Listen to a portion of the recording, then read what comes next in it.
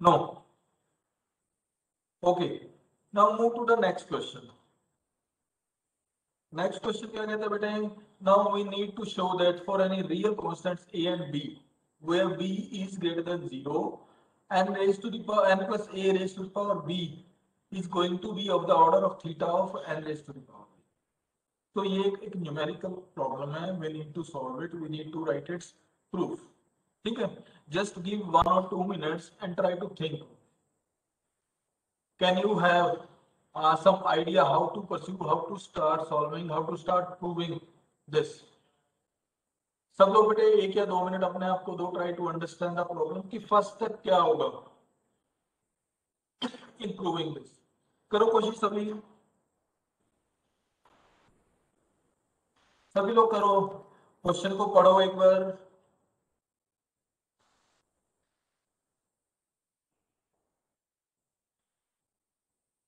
चलो, तो ओवरऑल में बेटे हमें करना क्या है? पहला स्टेप हमारा क्या होना चाहिए?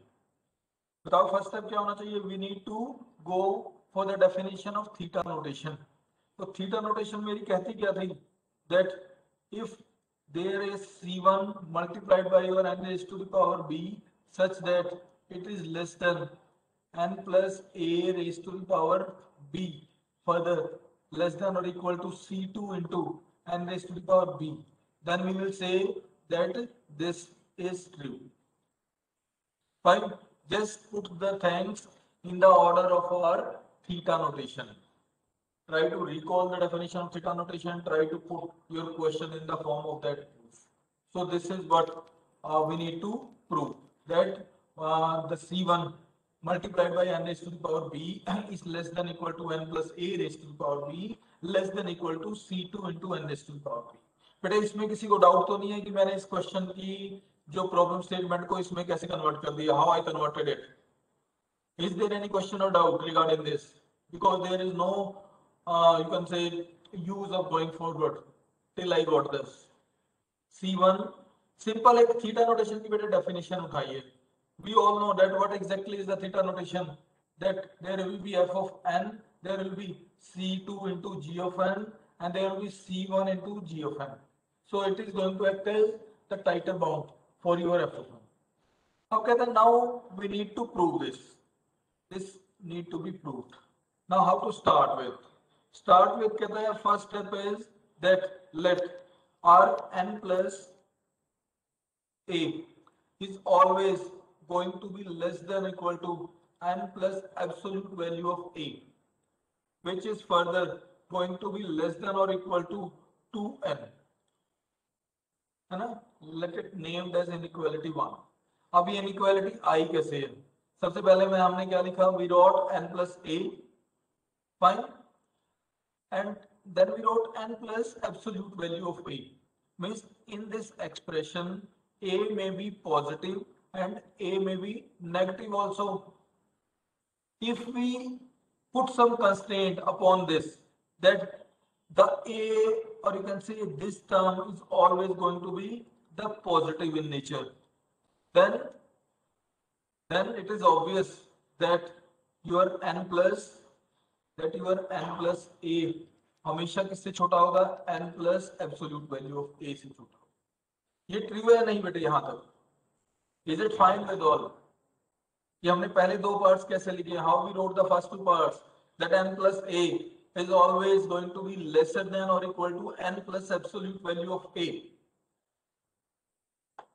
दो पार्ट्स हैं बेटे इसके. दो पार्ट्स में जो पहला जो पार्ट है ये इसका फर्स्ट पार्ट था, ये इसका सेकंड पार्ट था. तो फर्स्ट और सेकंड पार्ट सबके क्लियर है? हमने कैसे लिखे हैं? कोई क्वेश्चन हो पूछ लो बेटे इसमें. फर्स्ट पार्ट में n plus a may be positive, a may be negative, but in the second part we restricted a to the only positive values. Done. Example क्या है? एग्जाम्पल क्या हो सकता है इसका? n minus 2 will always be lesser than equal to n plus और इसका absolute value minus 2. तो ये कितनी होने वाली है? Less than equal to n plus 2. True तो है. एक्सप्रेशन बेटे सबके क्लियर है? अब कहता है इसकी सेकंड वाले पार्ट में मूव करो आप. अब सेकंड पार्ट इसका क्या कहता है कि इट इज इट इज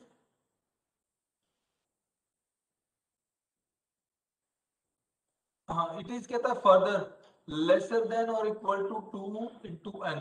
अब ये क्या चीज है, कहता है कि मैंने लगाया n प्लस मॉड ऑफ 8, कहता है it is going to be lesser than और इक्वल टू 2n।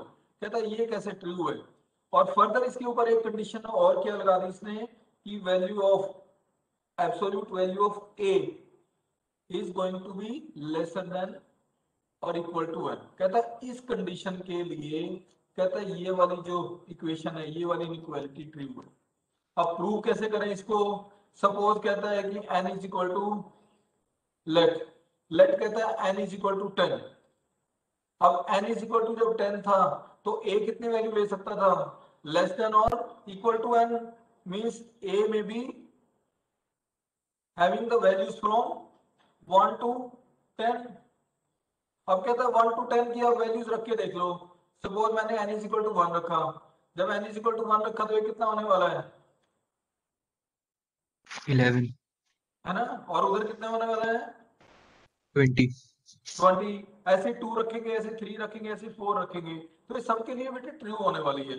इसका मतलब क्या है, this inequality will hold, this inequality will hold for all values of n which are greater than or equal to absolute value of a, या फिर इसको आप उल्टा इंटरप्रेट कर लो, वन एंड सेम थिंग। तो कहता है एक इनइक्वालिटी मेरे पास आ गई, n plus a is always going to be less than n plus absolute value of a, which is further going to be less than or equal to 2n. Now move to the second inequality.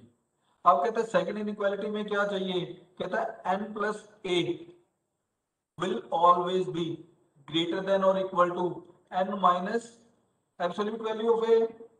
True है बिल्कुल, यानी plus उससे ज्यादा था तो minus तो उससे कम होगा ना।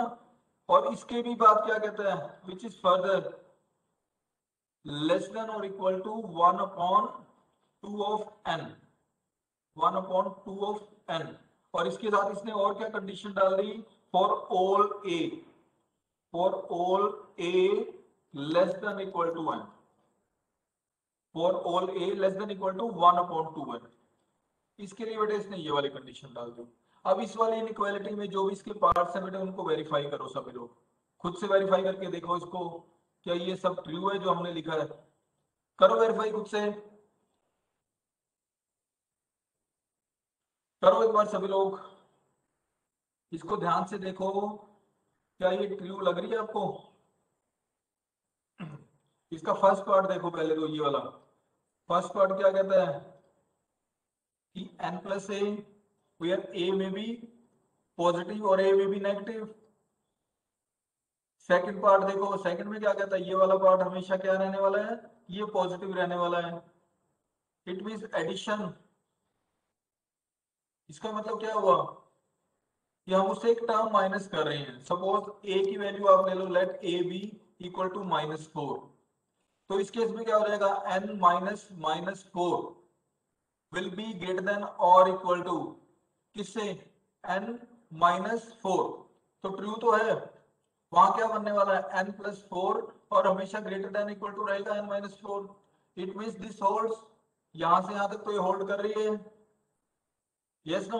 अब कहता है नेक्स्ट वाले पार्ट पर देखो, पार्ट नंबर 3। पार्ट नंबर 3 को देखने के लिए इन दोनों टर्म्स पर ध्यान दो बेटे, इन दोनों टर्म्स पर ध्यान दो अलोंग विद दिस कंडीशन। और इस कंडीशन को देखो, अब इसमें मान के चलो let n be equal to 10, let n be equal to 10। तो इस केस में a कहां से कहां तक जा सकता है बताओ, a की मैक्सिमम वैल्यू क्या हो सकती है, it may be 5, yes no. a की वैल्यू मैक्सिमम वैल्यू कितनी हो सकती है 5। इस इक्वेशन को देखो ना बेटा ध्यान से, try to observe this. As according to this condition, the absolute value of a may have the maximum value equal to 5. Fine. अब इसमें पुट करो इसकी वैल्यू, तो क्या होने वाला है, n minus 5 is greater than equal to 1 upon 2 of 10। 1 upon 2 10 कितना बनने वाला 5। डन। तो क्या कह रहा है, कहता है n minus 5 is greater than equal to 5, और n की वैल्यू पहले ही आपको दे ही दी है, उसने 10 दे दी है, n की वैल्यू 10 दे दी है ना, यहाँ पर 10 है, तो बनने वाला क्या है 5, 5 इज ग्रेटर देन और इक्वल टू 5, इट मींस ये is holding for absolute value of a that is equal to 5। उसके बाद एब्सोल्यूट वैल्यू ऑफ a क्या रखोगे आप, 4 रख के देख लो एब्सोल्यूट वैल्यू ऑफ a, 3 रख के देख लो, एब्सोल्यूट वैल्यू ऑफ 2 रख के देख लो, कहता है इन सभी वैल्यूज के लिए इस इनइक्वालिटी, इसको नाम इनइक्वालिटी नंबर 2 या फिर इनइक्वालिटी नंबर b, तो कहता है दिस इनइक्वालिटी विल होल्ड। तो कहता है ये दो इनइक्वालिटीज आई मेरे पास कॉरस्पॉन्डिंग टू दिस प्रॉब्लम, ये दोनों इनइक्वालिटीज बेटे सबके क्लियर होनी बड़ी जरूरी है आगे बढ़ने के लिए। सबको क्लियर है, कोई डाउट है बेटे इसमें, यस नो? चलो, तो कहता है ये दो इनइक्वालिटीज मेरे पास आ गई, तो अब तक हमने किया क्या कि पहली इनइक्वालिटी हमने ये भी ड्रॉ की, दिस वन, दूसरी इनइक्वालिटी मैंने कौन सी ड्रॉ की,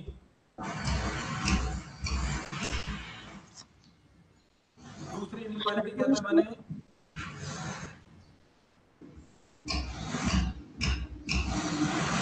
मैंने ये वाली भी ड्रॉ की, ये,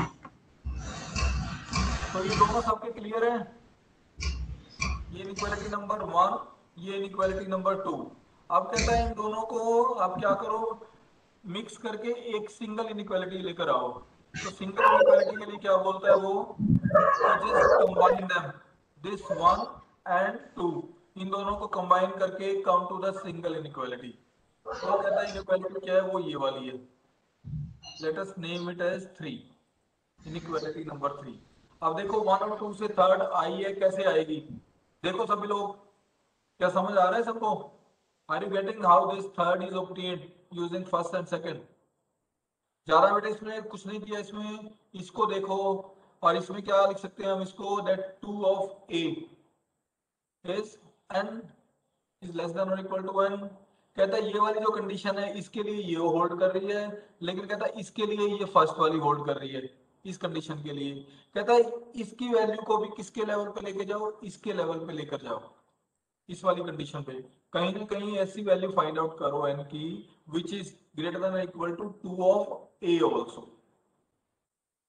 बच्चों इन दोनों चीजों को ऑब्जर्व करो, a और b को, तो a और b में से just try to find out whether we can reach to a consensus in which a and b both are satisfactory। क्या कोई ऐसी वैल्यू n की हो सकती है जहां पर a और b दोनों सेटिस्फाई करें, when we know that our a is going to remain the constant, है ना, जो a है वो तो एक कांस्टेंट ही है, तो हमेशा वहां पर जो उससे बड़ा है, एब्सोल्यूट वैल्यू ऑफ a से बड़ा है, कुछ ना कुछ वैल्यू ऑफ n ऐसी भी होगी जो double of absolute value of a से बड़ी हो। तो उस वाली वैल्यूज के लिए इसने क्या किया, इनइक्वालिटी नंबर 3 लिख दी। इसका जो फर्स्ट पार्ट है ये वाला फर्स्ट पार्ट कहां से निकल कर आया है, इनइक्वालिटी नंबर 2 से, और ये वाला जो पार्ट है ये कहां से निकल के आया, इनइक्वालिटी नंबर 1 से, ये इनइक्वालिटी नंबर 2 से, और ये 3 बेटे सबको क्लियर है, पहले 3 बताओ, इसको प्रॉब्लम है कुछ 3 में। हाँ जी बेटे Manal, roll number 65, is it clear to you? Yes, sir. Okay, then Nancy, is it fine? 77, Yes, sir. okay beta, very good. Raghav 89, is it fine? Raghav, Fine, sir. okay, It's clear. okay, done, well done. Now move forward। कहता है कि एक बार this inequality number 3 आ गई, तो next thing is we need to raise the power at each of its part to b, means क्या बनने वाली है ये थर्ड वाली इक्वालिटी, कहता है रेज टू पावर b कर दो हर एक पार्ट की, तो 1/2 raise to power 1/2 n raise to power b बन गया, फिर उसके बाद बीच वाला सेकंड पार्ट था n प्लस ए, तो n plus A raise to the power b बन गया। Then there was the third part that is 2n, तो 2n raise to the power b हो गया। अब कहता है इसको थोड़ा और आगे लेकर चलो कि इससे 1/2 raise to the power b को अलग निकाल लिया, n raise to the power b अलग निकाल लिया। In the next step it remain the same and in the same way 2 raise to the power b is there, n raise to the power b is there. So now consider this part as constant and name it as C1. Fine. Again, consider this as the constant, name is at C2. And your N naught is going to be equal to 2 into absolute value of A. क्योंकि ये वाली जो सारी conditions थी हमने ये सारी की सारी इसी के लिए लिखी थी, इस वाली कंडीशन के लिए। Whenever n is greater than or equal to 2 multiplied by absolute power. तो इसका मतलब क्या हुआ कि अब हमारे पास एक कंडीशन आ गई, एक हमारे पास सिचुएशन आ गई जो हमने अभी अभी प्रूव की है, that C1 into n raised to the power b is less than or equal to n plus a raised to the power b is less than or equal to C2 into n raised to the power b. So in that case we may say that your complexity of n plus a raised to the power b is going to be of the order of theta of n raised to the power b, and hence proved. Okay, so ये बेटा एक method है, और भी आपको you may be finding many of the problems, many of the theorem proving problems, many of the complexity notations proving problem that prove that this f of n will be having complexity this much, prove that this f of n is going to be going to have complexity greater than this function. So there will be a lot of numericals present in both of your books, Sartaj Sahni as well as your Coreman. You just need to go through them and try to solve them. The way will remain the same as we discussed for the last two problems. Just start from the basic definition of the complexity notation and then proceed further. Fine. Okay. Then move to the next problem. This is for you. You all need to solve this. So question is, Excuse me, sir. Yes, it is. Sir Yes. Sir पिछले question में एक doubt है। हाँ sir हमने जो equation 3 derive की थी उसमें सर हमने n greater than equal to 2 mod a लिया। हाँ सर पर जो फर्स्ट वाली इक्वेशन थी उसमें n greater than equal to सिर्फ mod a था, तो सर हमने वो कैसे मॉडिफाई किया? हाँ बेटे, वही मैंने आपको उसी का आंसर अभी अभी आपको दिया था कि ये वाला है जो यहाँ पर इक्वेशन है। एक minute.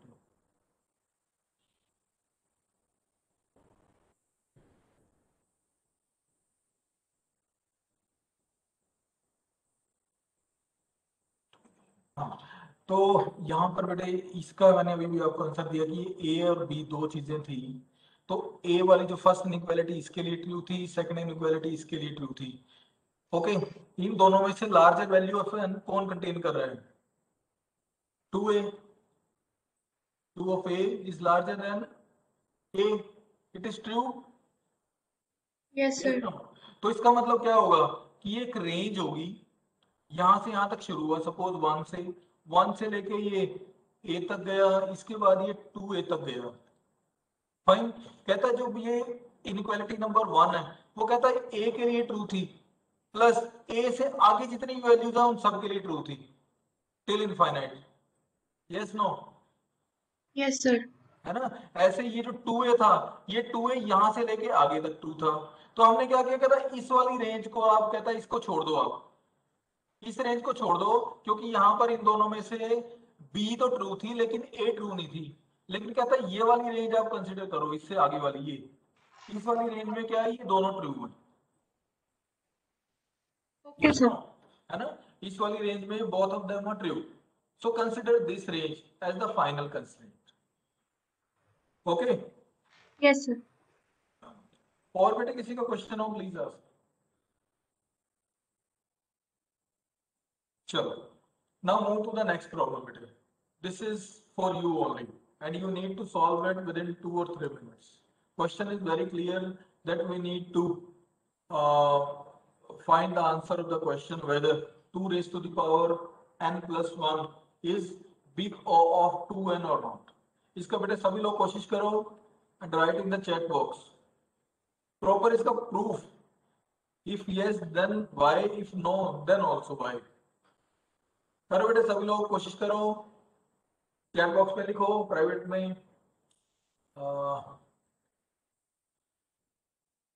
to Mr. She says that it is true, but why? I need the answer also. I need the reason behind the yes or no also.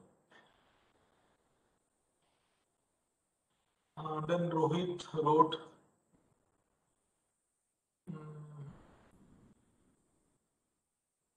yes, we can verify it with n equal to 0 and C1. Try to have the value of n that is greater than 0. Why?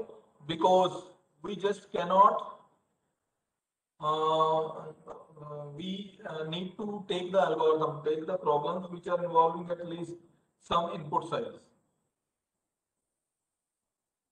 which is lesser than, okay, C greater than 2, okay, ठीक है बेटे, और भी बाकी भी लिखो बेटे सभी लोग, hurry up, Mayank Srivastava, so 10 is equal to 4, C is equal to 1, okay, done, ठीक है बेटे, और भी लिखो सभी लोग, जिन्होंने कर लिया बेटे, वेल एंड गुड। तो करना क्या बेटे, इसको बड़ा सिंपल सा कॉन्टेक्स्ट में इसको पुट करो कि इसका हम प्रूव क्या करना चाहते हैं। We need to prove that 2 of n plus 1 is of the order of big O of 2 raised to the power n. It means we need to prove that 2n plus 1 is going to be lesser than or equal to c into 2 raised to the power n. Now if we take this c as equal to 2, then it will become 2 raised to the power n plus 1 lesser than or equal to 2 raised to the power n plus 1, which is true for all values of n which are greater than or equal to 1. It means we can have n naught is equal to 1, c is equal to 2, and for these two this equation is going to be true. That's why we can say that this is the question is true. Okay बेटे, got the answer, yes no. अब हमने यहाँ पर दोनों चीजें find out कर ली है ना बेटे, ये सी भी निकाल लिया, एन नॉट भी निकाल लिया। Finally we can say that n plus 1 will be of the order of big O of 2 of n or big O of g of n, where g of n is equal to 2 raised to the power n. So this is the answer. कोई question इसमें किसी को doubt है बेटे question में, please ask. बाकी जिन्होंने भी किया सबने ठीक किया है, किसी का कोई डाउट है बेटे? Yes no? Okay, now move to the next question. Next question is that you need to prove whether 2 raised to the power n plus 1 is of the big O of 2 raised to the power n. Find the answer or solve it. Is it true? Try to solve.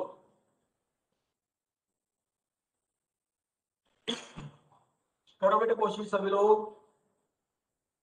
Is it true that 2 raised to the power n plus 1 is of the order of big O of 2 raised to the power n? Chat box में लिखो सभी लोग जो जो कर रहे हैं.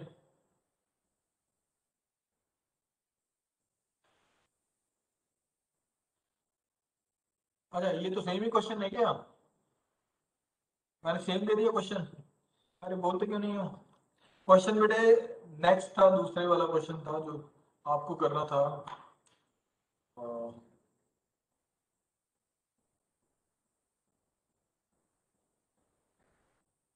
Question जो आपके करने वाला है वो है बेटे कि you need to prove whether 2 raise to the power 2n is of the order of big O of 2n or not. This is the question. इसको सॉल्व करने की कोशिश करो बेटे. Try to solve it.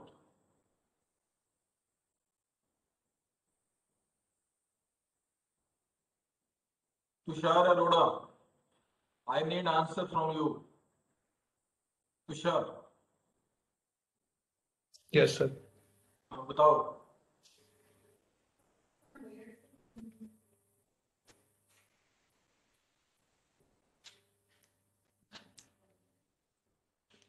हाँ जी बेटे तुषार, यस नो और not eligible. Third answer is also there, not eligible. Means I don't know. क्या आंसर है? यस सर ट्रू है। ट्रू है? कैसे ट्रू है? सर सी की वैल्यू 2 की पावर n ले लें। सी है क्या वैसे? व्हाट इज सी है? सर सी कांस्टेंट है। तो how 2 raised to the power n be a constant? No idea then. है बेटे, सी कांस्टेंट है, आपने खुद ही बताया। और Yes. 2 raised to the power n एक कांस्टेंट है या नहीं है, ये बताओ। सर वो n पे डिपेंड करेगा। फिर n तो वेरिएबल है ना, yes means it is not a constant. Answer बिल्कुल आपने सही दिया है। आंसर क्या है इसका? बिल्कुल परफेक्ट आपने बोला है कि 2 raised to the power 2n, we need to prove that there exists a c such that when multiplied by 2 raised to the power n, it becomes greater than. lesser than or equal to 2 raised to the power 2n. Yes तो sir. क्या हो सकता है इसके equal? जब c की वैल्यू is equal to 2 raised to the power n हो, only then Yes, it sir. can happen. But c is equal to 2 raised to the power n is not a constant, so c just cannot have value equal to 2 raised to the power n. It means we cannot have any value of c that satisfies this equation. Any constant cannot be equal to 2 raised to the power n, so this is false. Okay, this is not. ठीक है बेटे, सभी को answer clear है? Fine. This will be unbounded, thus not true. Fine बेटे, but C should be okay. Fine. बच्चों सभी लोग बेटे, all are requested to please contribute in the chat box. Chat box में सभी लोग लिखें। चलो बेटे, अब नेक्स्ट पर मूव करो। What is next? तो ये फिलहाल एक बार देख लो, इन्हीं के सॉल्यूशंस हमने लिखे हुए हैं for all those who didn't yet get. तो 2 raised to the power n के लिए भी लिखा, सेकंड वाले के लिए भी लिखा। उसके बाद हमने ये क्वेश्चन भी अभी सॉल्व किया, तो इसका आंसर भी हमने यहाँ पर देखा है ना। This we have already discussed. Now the next topic is the recurrence relation, but before going for the recurrence relations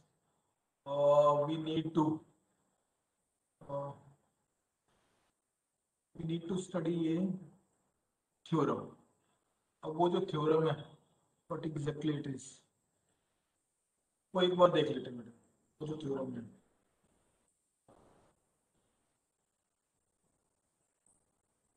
कहता है कि suppose we have a function, f of n. f of n is equal to a naught plus a1 or n plus a2 n square plus a3 n cube plus am n raised to the power n. कहते हैं suppose ये मेरा कोई एक expression है f of n. f of n means the expression for number of program steps है, यही हम मानते हैं ना अब तक। till now we considered f of n as the count of our number of program steps present within the algorithm. So कहता है कि now we need to prove that our f of n is going to be of the order of big O of n raised to the power n.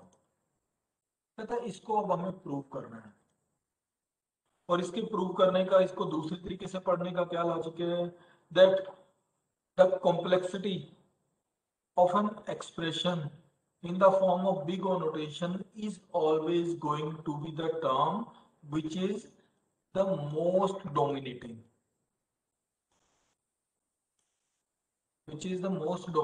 in the expression. Or in other words, we may also say that which is the fastest growing term, fastest growing term. अब इस पूरे expression में आप देखो variable part कौन सा था, a1n n square n cube, इन सब में से इसका इनमें से ग्रोथ रेट किसका सबसे फास्टेस्ट होगा बेटे, n का ये होगा, ओके, n स्क्वायर का ड्रॉ कर लो, फिर n क्यूब का, फिर सबसे ज्यादा फास्ट किसका ग्रो होगा, आपका n raise to the power m का होगा। तो कहता है just try to understand that whenever the complexity comes in the form of an algebraic expression, then we always need to understand that its complexity will be of the order of the most dominating or the fastest growing term within the expression. तो ये बेटा इस पूरे इसकी interpretation है पूरी theorem की। अब कहता है इसको हमें प्रूव करना है, तो कहता है प्रूव करने के लिए कैसे शुरू करें, कहता है प्रूव करने के लिए बोलता है कि इस पूरे एक्सप्रेशन को try to write in the form of a summation.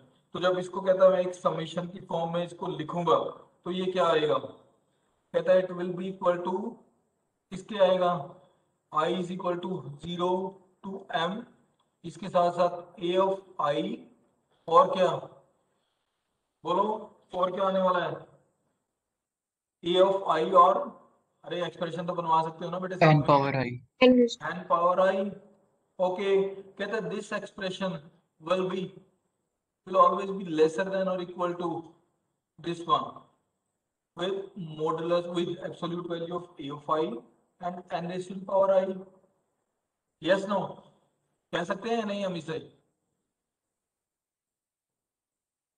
Sir वो m नहीं होगा उसके ऊपर, इसके समेशन पे ये बेटे m है, ये m है, और i is equal to 0 to m, ये ट्रू है अभी तक जो आपके सामने लिखा हुआ है, फाइन। हमने किया क्या है, that in first part a may be positive or a may be negative, but in the second part a is always going to be positive absolute value।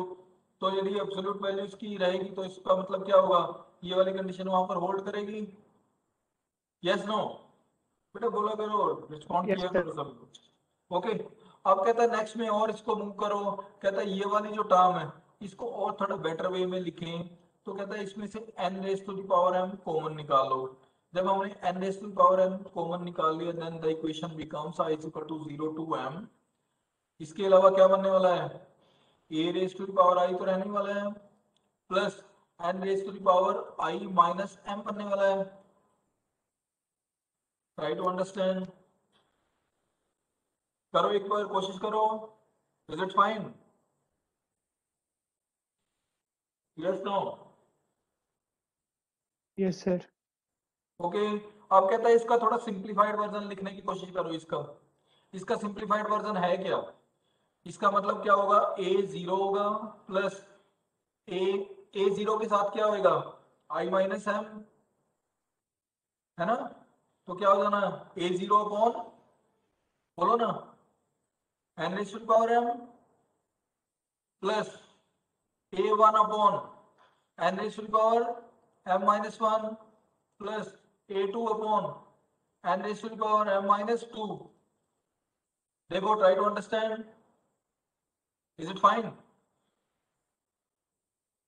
yes sir, पहली टर्म बेटे 0 के साथ आ गई, इस इक्वेशन में 0 put करो तो क्या आएगा, a of 0 multiplied by n raise to the power 0 minus m, तो n raise to the power minus m को मैं क्या लिख सकता हूँ, 1 upon n raise to the power m, वही तो लिखा है, सेकंड में थर्ड में इस तरीके से कहता है इक्वेशन बन जाएगी।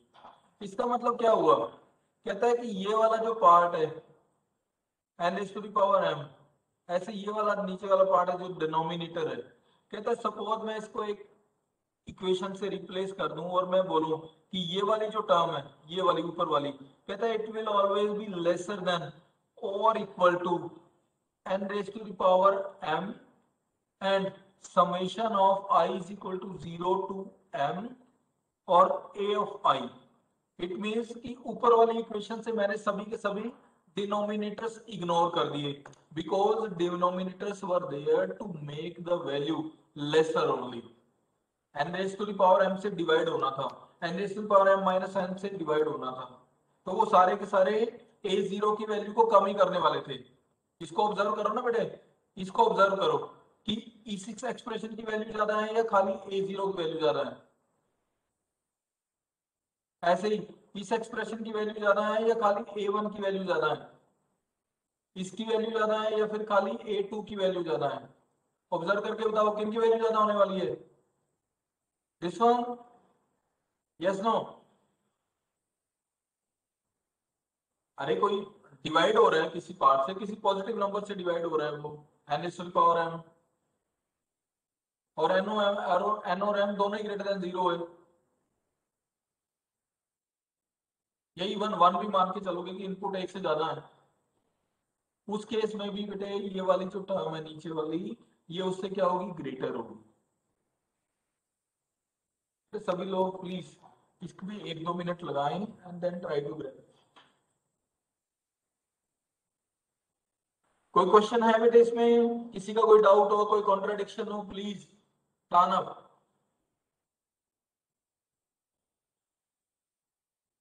Please turn up. ट्रू? बोलते क्यों नहीं है बच्चों? सर हमने यहाँ पे n से बड़ी कैसे बोल दी?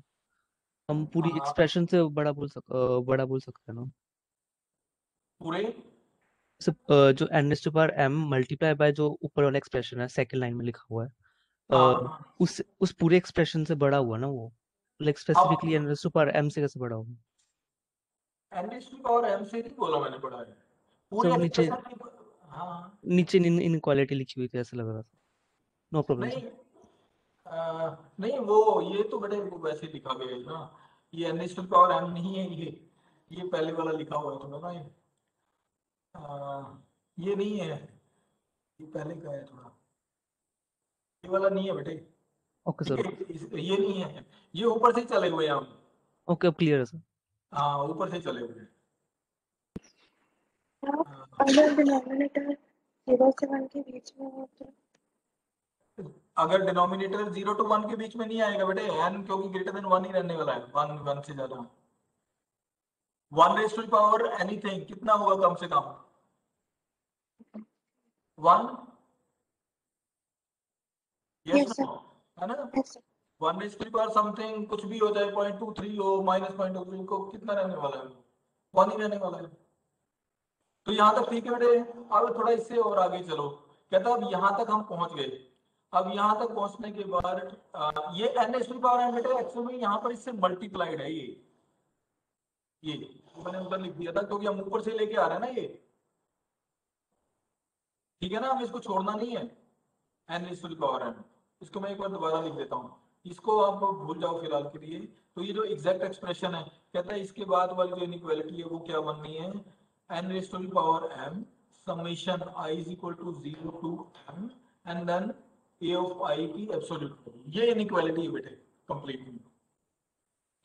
ओके यहां तक ठीक है। अब कहता है बेटे इसको ऑब्जर्व करो आप, हमारी जो इंस्टेंस कैरेक्टरिस्टिक है वो तो क्या है? खाली n है।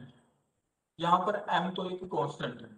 देखो कहता है m एक कांस्टेंट है, तो ये वाली पूरी की पूरी टर्म ये भी अपने आप में क्या होने वाली है? कांस्टेंट c होने वाली है। तो मैं इसको क्या लिख सकता हूँ कि इट इज लेस देन और equal to c into n⁻m।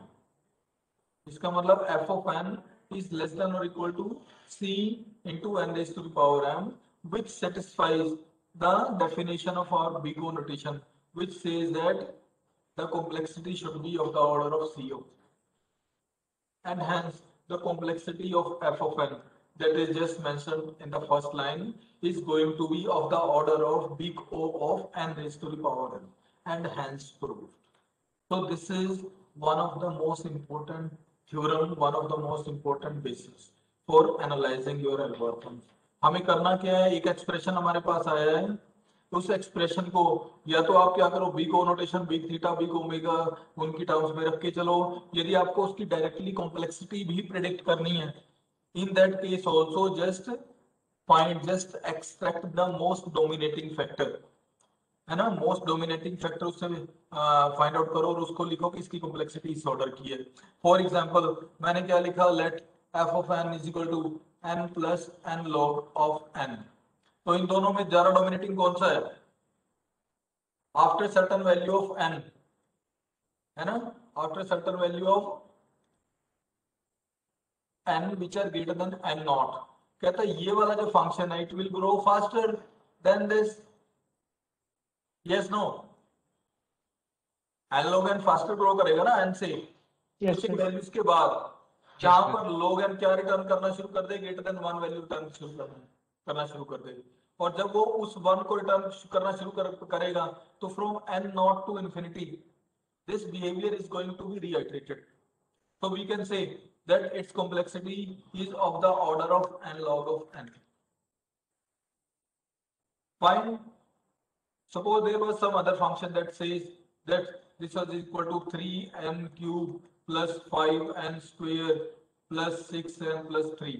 तो इस तरीके से है, तो इसकी क्या बोल सकते हैं हम, complexity is of the order of n cube, क्योंकि most dominating factor n cube ही है, तो हम डायरेक्टली बोल सकते हैं। इसके साथ साथ एक चीज और बेटे क्लियर कर लो कि till now we studied that the complexity may come in the order of log n in form of n, in form of n log n, in form of n square, in form of n cube, in form of 2 raised to the power n. So these are the most probable complexity outputs for you can say nearly all of your algorithms. कहता है इनके अलावा suppose मैंने एक शुरू में एक algorithm लिखा था, वो एल्गोरिथम क्या कहता था कि एक मैंने एक एल्गोरिथम बनाया सम में मैंने पास किया एबीसी, सम में मैंने क्या पास किया, एल्गोरिथम बनाया एबीसी किया इसको, और इसने क्या किया, रिटर्न ए प्लस बी प्लस सी।